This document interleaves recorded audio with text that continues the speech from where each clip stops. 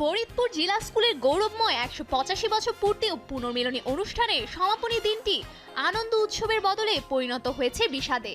২৬ December রাতে দেশ বরেণ্য সঙ্গীতশিল্পী জেমসের গান শোনার জন্য যখন স্কুলের হাজারো প্রাক্তন ও বর্তমান শিক্ষার্থী অপেক্ষা করছিলেন, ঠিক তখনই শুরু হয় বিশৃঙ্খলা।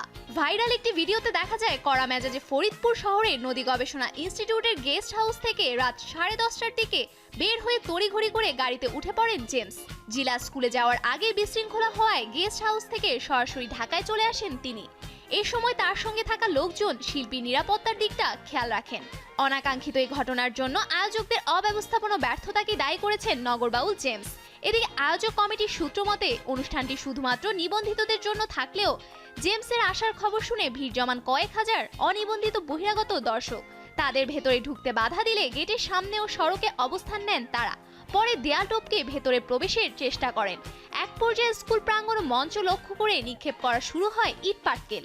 এতে আয়োজক কমিটির আহ্বায়ক সহ আহত হন প্রায় 25 থেকে 30 জন এবং হাসপাতালে চিকিৎসা নিতে হয় 10 থেকে 12 জনকে।